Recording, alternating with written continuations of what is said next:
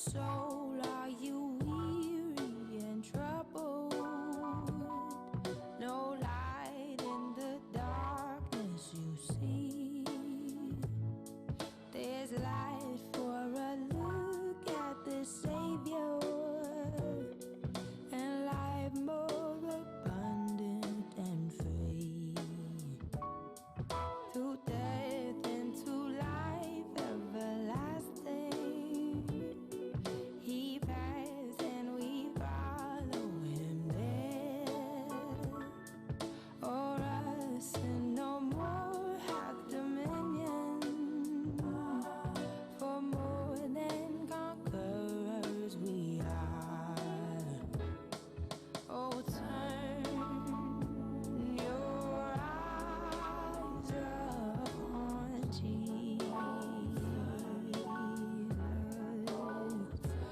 Look full in His wonderful face, and the things of earth will grow strange.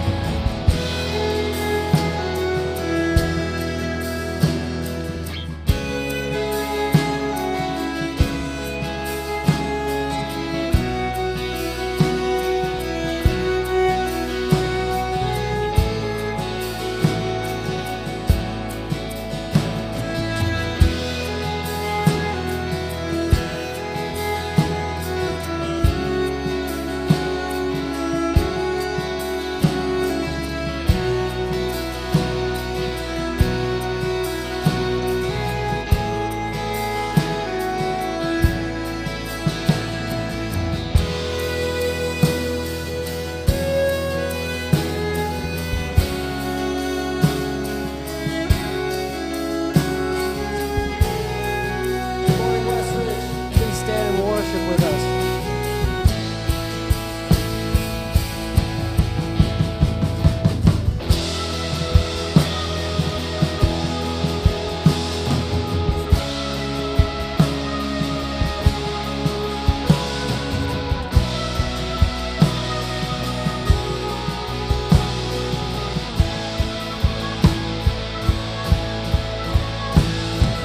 He is jealous of me. Love's like a hurricane. I am a train bending beneath the weight of His will and mercy. When all of a sudden I am unaware of these afflictions eclipsed by glory, and I realize just how beautiful You are and how great Your affections are for me. Oh, how He loves us so. Oh, how He loves us. How He loves us so. We are His portion and He is our prize, drawn to redemption by the grace in His eyes. His grace is an ocean, we're all sinking.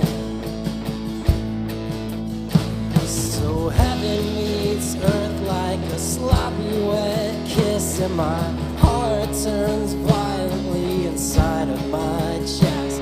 And I don't have time to maintain these regrets when I think about the way that He loves us. Oh, how He loves us.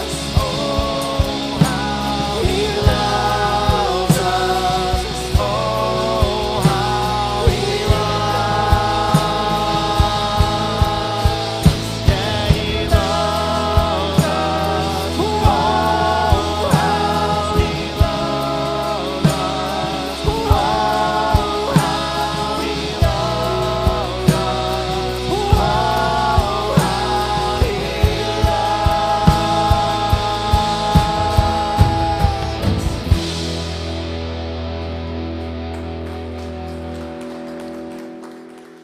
Well, good morning, Westridge.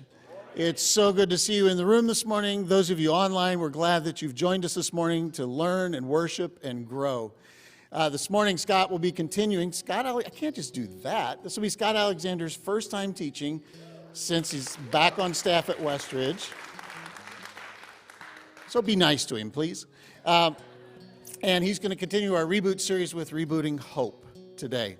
If you're new around Westridge, if you're looking for a place to connect or you just have some questions, you can grab one of these connection cards that's on your table. You can fill that out. I'd be happy to reach out to you tomorrow. Or you can put prayer requests on the back, and our prayer team would be thrilled to pray for you. Just also want to let everyone know our Westridge Kids Ministry is fully open again. We're thrilled about that. And parents are coming back. The ministry is growing. We're thrilled with that as well. But I also know that some of you are not comfortable just like putting them in there yet. You've got your kids in the room with you this morning. So we want to make you aware of the fact that if your kids get restless, just need some room to wiggle, they need some TLC, but you still want to be a part of the service is on in the cafe. You can just go there, hang out, pay attention to your kids and the service at the same time. All right, before we continue on with worship this morning, why don't you turn, greet someone around you, and wish them a happy Sunday.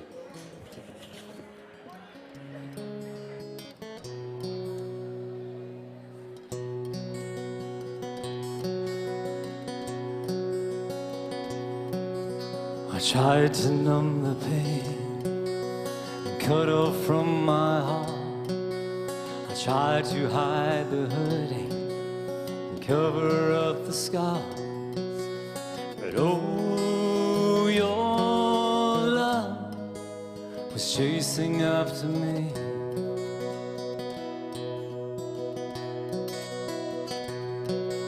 When I thought I was worthless, a stranger to your grace, you followed me with mercy each time I ran away. But oh, your love was chasing after me. Oh, even if I go to the highest place, so I'd sink to my knees and hide my face, so I cannot outrun, I can't escape your love. It's chasing after me. Your love is chasing after me.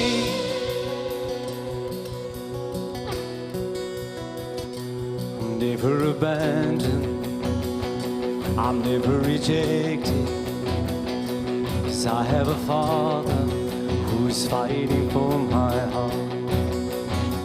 I'm never abandoned, I'm never rejected, 'cause I have a Father who's fighting for my heart.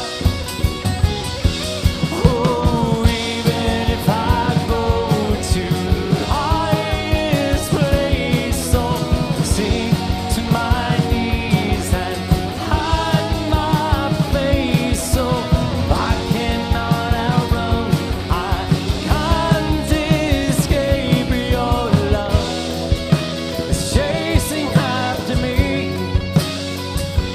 Your love is chasing after me.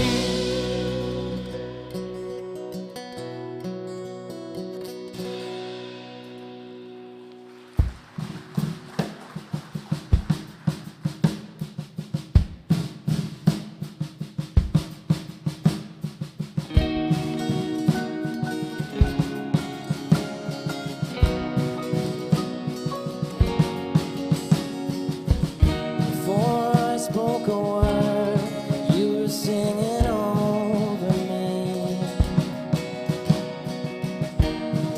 You've been so good to me. Before I took a breath, you breathed your life in me. You've been so kind to me. And oh, the overwhelming, never-ending, reckless love of God. Oh, it chases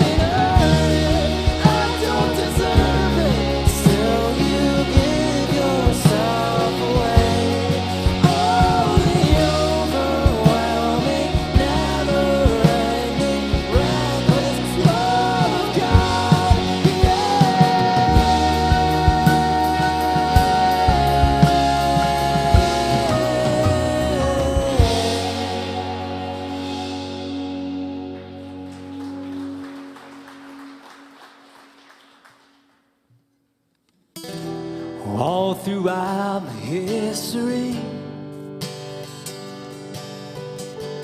Your faithfulness has walked beside me. Winter storms made way for spring. In every season, from where I'm standing, I see the evidence of your goodness all over my life, all over my life. I see your promises and fulfillment all over my life, all over my life. Help me remember when I'm weak. Fear may come, but fear will leave. You lead my heart to victory. You are my strength, and you always will be. I see the evidence of your goodness all over my life, all over my life. I see your promises and fulfillment all over my life, all over my life, yeah. See the cross, the empty grave, the evidence is endless. All my sins rolled away because of you, oh Jesus. Oh, I see the evidence of your goodness all over my life, all over my life. And I see your promises and fulfillment all over my life, all over my life. And so why should I fear? Oh, the evidence is here.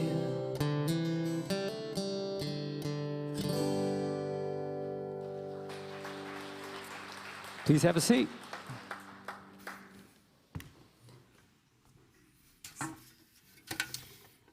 Well, good morning again. Glad you guys are here, whether you're in the room or online. Man, it's good to be here. Just want to say thanks to the leadership team for inviting us back. Great to be at Westridge. So,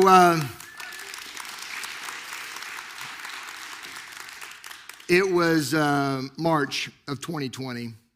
I was sitting at my dining room table, and sort of one of those head in your hands sort of moment when I'm thinking, what just happened to our world? And I also was thinking, how am I going to manage this work from home thing for the next 4 weeks? And the reason I say 4 weeks is because I knew in my mind that by Easter, the curve would be flattened, we would be back in the office, life would be back to normal. I just knew it. Well, at Easter time, still sitting at my dining room table, I became a little bit more realistic, and I realized now it was really going to be the time that school was out, so the end of May, things would be back to normal. So when school was out, I became much more realistic, and I realized that probably my perspective had been a little skewed, and I realized that it was going to be when school started, that when school launched, everything else would launch and the world would be back to normal. So when school started, and I was still working from home, I realized that it was going to be the end of the year because very important people on television had told me that 2021 was going to be completely different, a renaissance year. Like everything would be open, we would forget all about the pandemic. So I don't know if your thinking was anything like mine, but I have to tell you, there was a deep-seated kind of hopelessness that kind of began to set in. And it was because of months and months and months of telling myself, just this much longer and it's all going to be over. There was truly a fast fading of all hope. When I think of the word hope, there's a line that comes to mind for me, and I wish it was something spiritual and from the Bible, but it's not. I see Jim Carrey's face, and I see him saying this line, "So you're telling me there's a chance?" I can't vouch a lot for the theology of that movie, but I can tell you this. It does give you a picture of hope, that there's something that we can actually look forward to.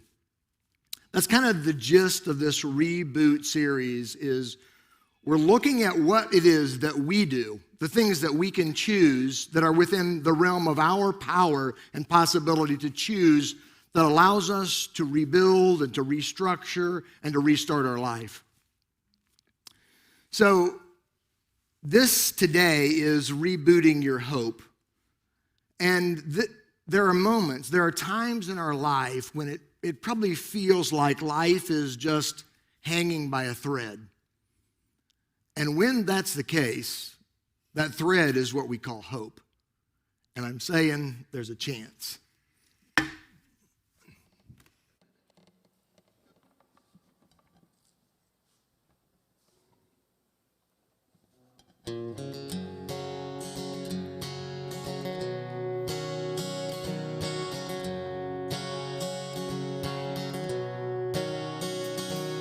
Standing on the shores of the sight unseen, and the substance of it dwells in me. Cause my natural eyes only go skin deep, but the eyes of my heart anchor the sea. Plumbing the depths to the place in between, in the tangible world, the land of the dreams. Because everything here ain't quite what it seems. There's more beneath the appearance of things. A beggar could be king within the shadows of a wing. Hey, man is weak, but the spirit yearns to keep to the course from the bow to the stern. Throw overboard every selfish concern that tries to work but can't be earned sometimes. The only way to return is to go where the winds will take you. To let go of all you cannot hold on to, for the hope beyond the blood.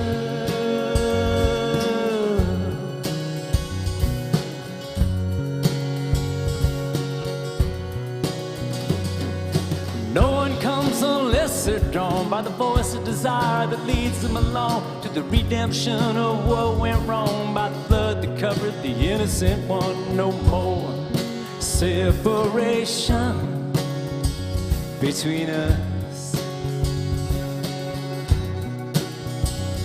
So lift your voice just one more time. If there's any hope, may it be a sign that everything was made to shine despite what you can see. So take this bread and drink this wine and hide your spirit in the vine. For all things work by close design for those who will believe, and let go of all we cannot hold on to, for the hope beyond love. Said I let go of all I could not hold on to, for the hope I had in you.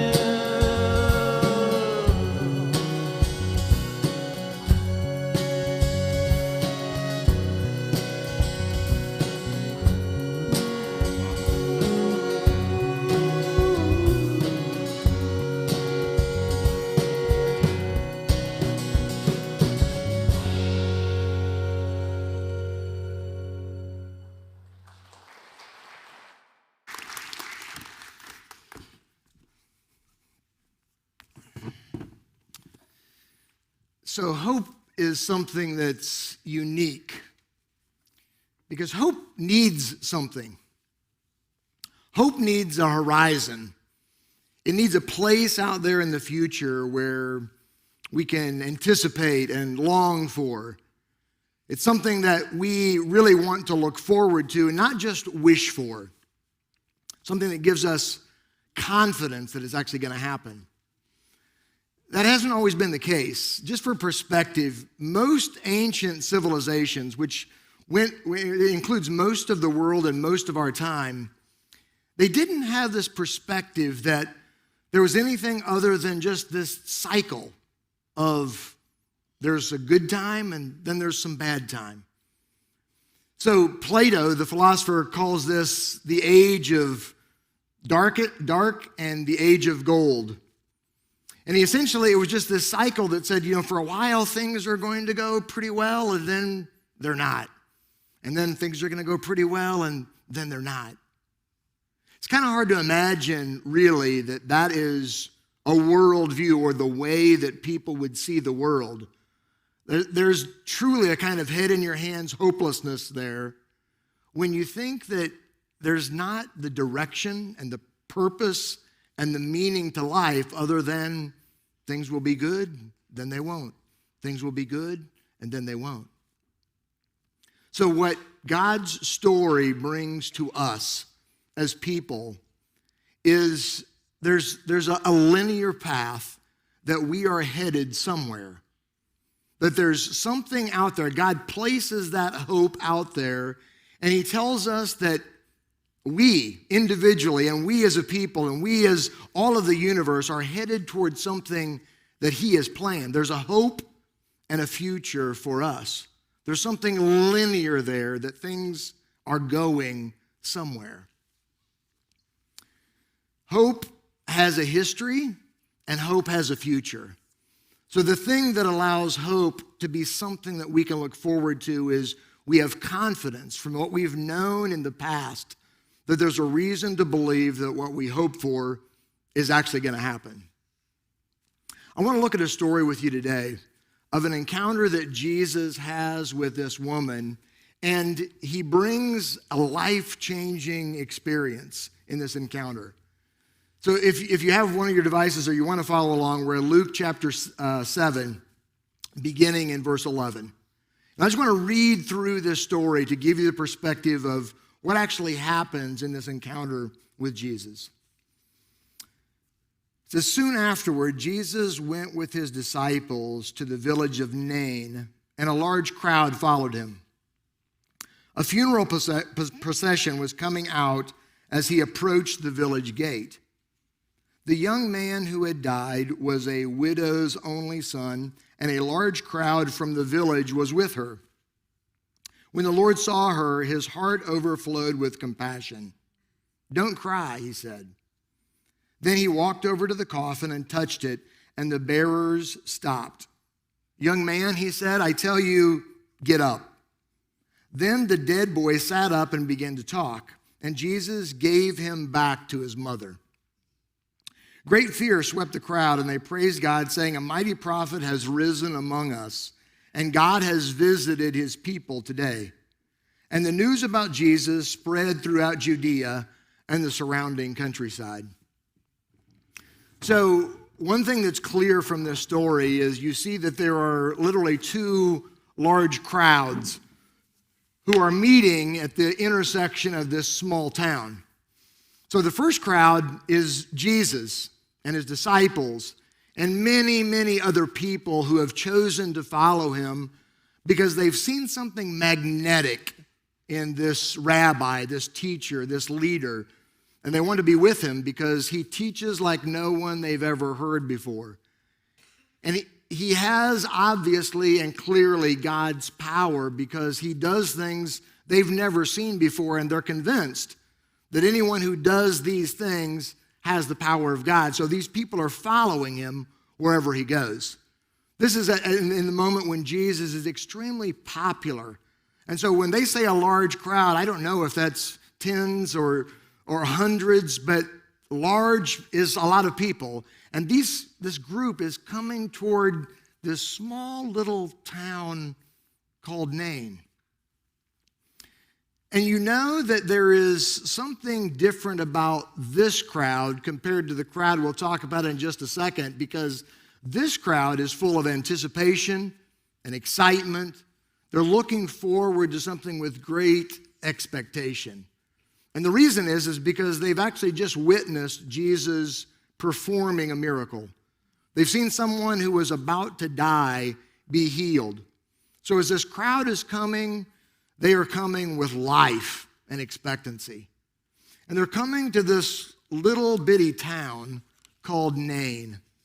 Probably the only time I think in the Bible that it's even mentioned. And this town, when we say small town, we mean literally small, small town. I mean, maybe 100 people or more. When I was reading this story, I was thinking of when we just buried my mom a couple of weeks ago, and she was born in Gravity, Iowa. It's just literally, one guy said, you put all 4 city limit signs on the same post kind of a town. I mean, it is like minuscule, you know what I mean? So this is a small town, and when Jesus is coming in, there is another sort of parade of people who are coming out. And this parade of people coming out is a completely different kind of crowd. This is a crowd that does not have life and expectancy as a part of their spirit, but this is a funeral procession. And it says that there was a large crowd coming out with this widow as she was leaving. And you have to believe that this is one of those moments where living in a small town where everybody knows everybody and everybody's business, it probably paid off, because a large crowd coming from Nain would probably mean almost everyone in town was coming along to support her and to mourn and to grieve with her. And as this crowd is coming out, clearly a very different perspective, and we see this encounter when Jesus does something miraculous in the life of this woman. So if you look in verse 12, there are 3 words in the text that have significant meaning that probably are not just obvious from reading, but there's a cultural significance to these 3 words that change the story dramatically from our perspective today. If you look in verse 12, it says, there was a widow, and this was her only son. So widow's only son tells a lot about what's happening in this moment. The fact that she's a widow is pretty self-explanatory to us, because we know she's lost her husband, but in that culture and in that day, it meant much, much more than just her husband had died. So if you were a woman, you typically did not own property. I'm sure there were exceptions, but typically you didn't own property. So whatever it is that they owned as a family was transferred from her husband to a male descendant or a male relative. So when her husband died, she essentially lost all of her property. The other thing is that by being a widow, and specifically a woman, she is not allowed, I guess, by culture, to really have a career or to work. It was unusual that a woman would have a career. So she's essentially lost all form of income. So it actually gets worse, because that's just the widow part. And now when you look at the only son is the one that the property would have transferred to. It would have become his. And he's the one who would have worked to support her and to take care of her. He would have been the provider and the protector.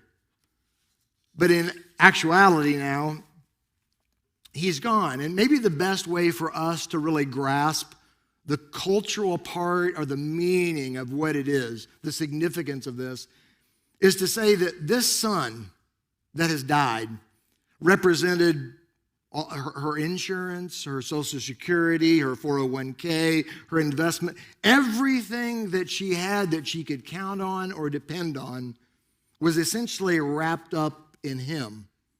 And he's the one whose funeral is being had. Many widows who were in this specific sort of scenario would end up in a very hopeless case because of the fact that, one, they didn't get to work and own property and take care of themselves. And so they ended up many times turning to things like selling themselves into slavery just to take care of themselves, or into prostitution. So in other words, there's probably not a more hopeless kind of existence than what this woman is experiencing right now in the funeral of her only son.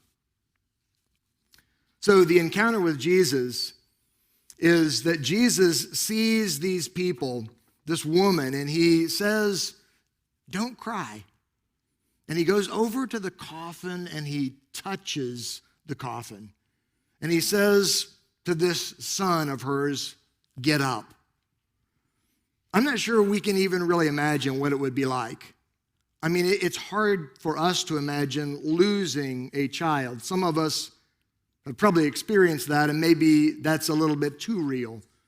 But to think that you are on this parade, this procession of a funeral, and that Jesus can actually stop and raise this son back to life is something that I think has to be indescribable.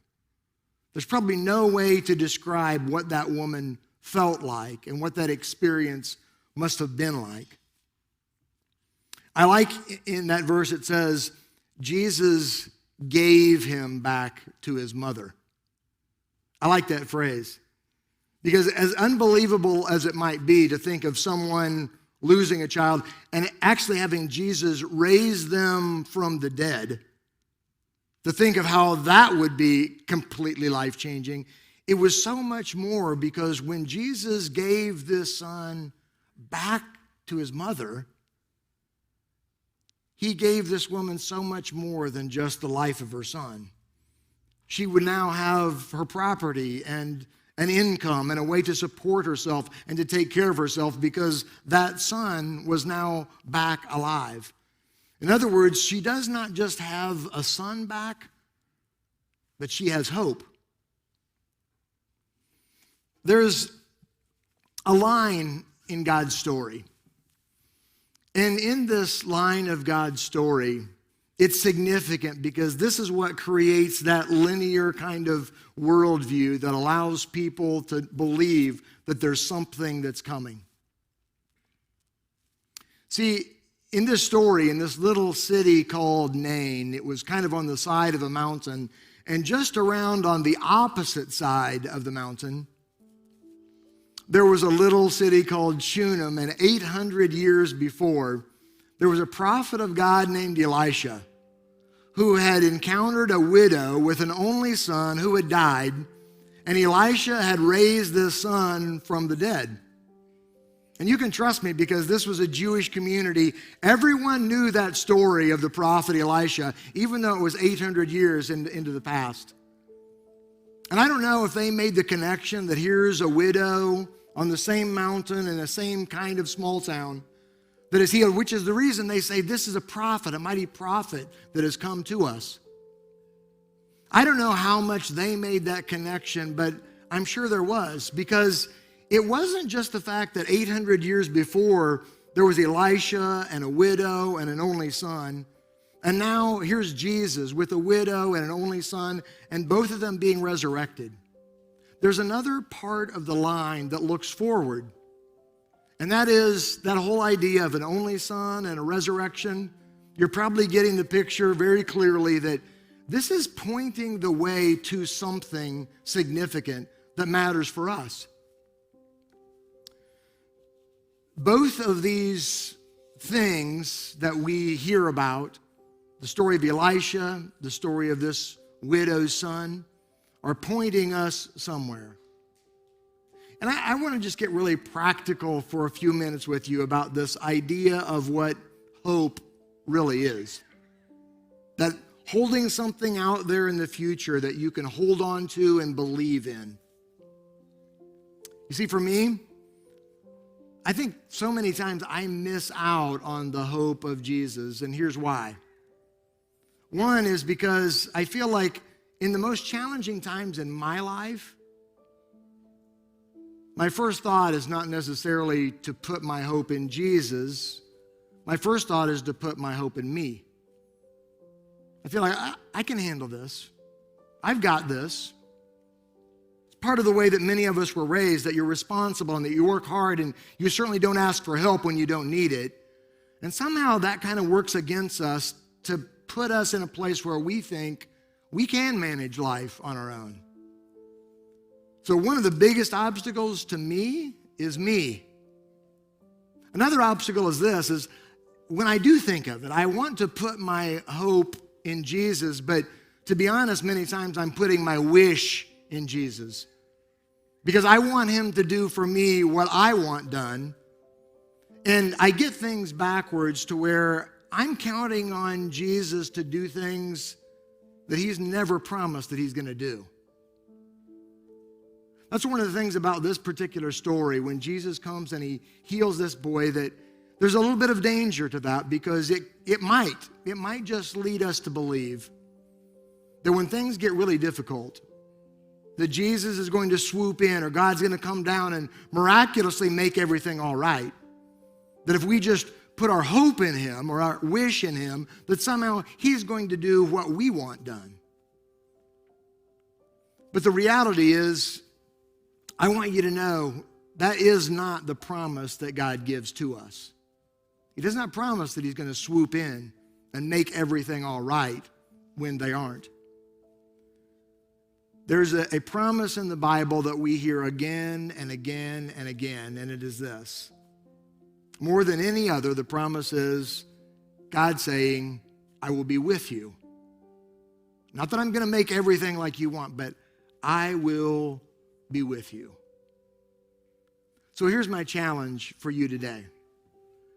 I want you to think of verbalizing that idea that you're going to put your hope in Jesus. I'm tempted to just have us all say it right now, but more importantly, I'm going to challenge you through this week. That as you get up and as you're thinking about what you're facing that day, when you're thinking about maybe the financial stress that you have and you're thinking, how in the world are we ever going to make this? That you will literally say, Jesus, I'm putting my hope in you. I know no matter what it is I'm going through, you're going to be with me. And maybe it's something going on with your health or the health of someone that you know and love. And you can actually say, Jesus, I'm putting my hope in you. And most likely, my guess is it might actually be a people thing, a relationship thing. And whether it's someone at work or someone you married, someone that you gave birth to, many times there are these challenges that lead us to think, I just don't know how I'm going to go through this and make it. And those are the times when we're called to say, Jesus, I'm literally putting my hope in you. So whatever it is that is the stress or the stuff that you're facing, I want to challenge you this week as you start your day to literally verbalize, say out loud, Jesus, I'm going to put my hope in you. There's a verse that I think sort of summarizes some of what is the answer maybe to some of the disappointment that comes with the hope that we put out for ourselves. Because many times that hope is dashed over and over and over again, and we do feel a kind of hopelessness and a disappointment that leaves us wondering, is there any real hope? This is from Isaiah chapter 49, verse 23. Here's what it says. Then you will know that I am the Lord. Those who hope in me will not be disappointed.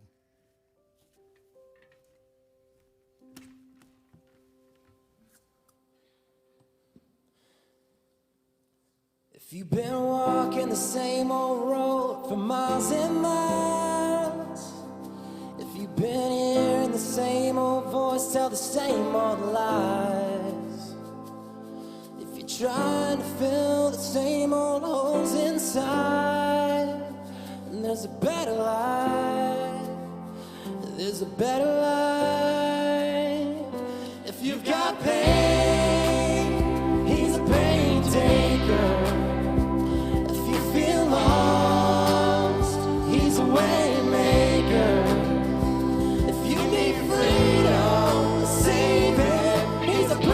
shaking Savior. If you got chains, he's a chain breaker. We all search for the light of day in the dead of night.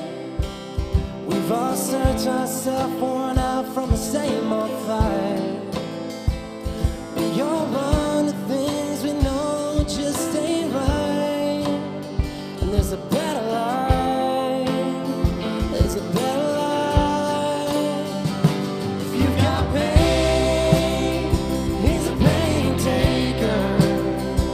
If you feel lost, he's a way maker.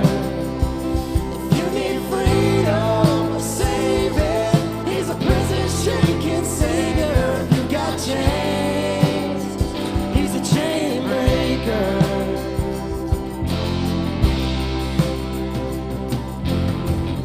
If you believe it, if you receive it, if you can feel it, somebody testify.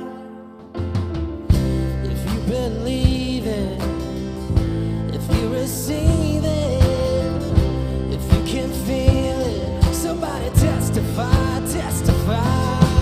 If you believe it, if you receive it, if you can feel it, somebody testify.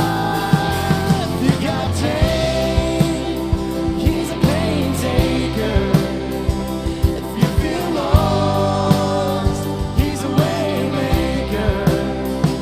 If you need freedom, a savior, he's a prison shaking savior. If you got chains, he's a chain breaker. Oh, if you need freedom, a savior, he's a prison shaking savior. If you got chains, he's a chain breaker.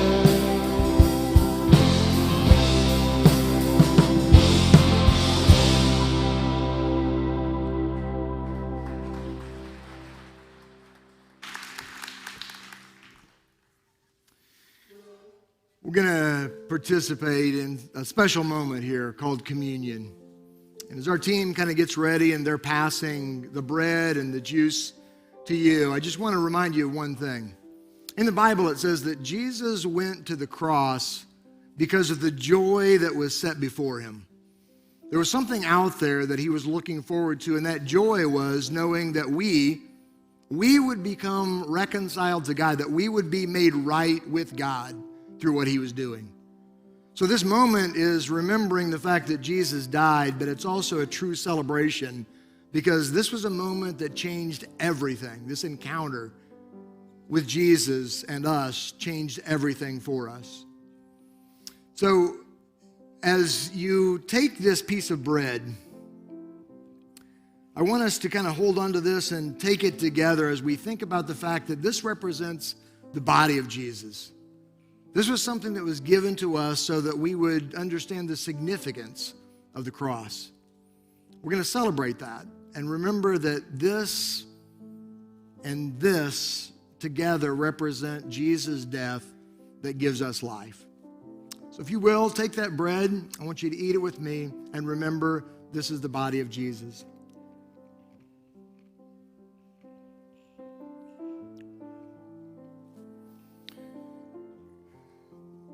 The cup represents his blood. Let's drink together, remembering the blood of Jesus and his sacrifice.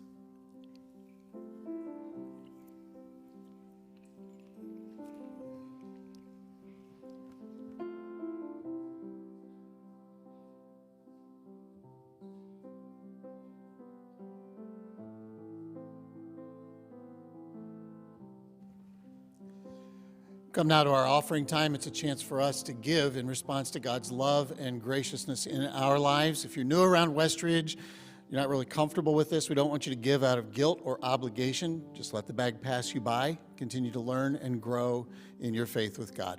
Let's pray.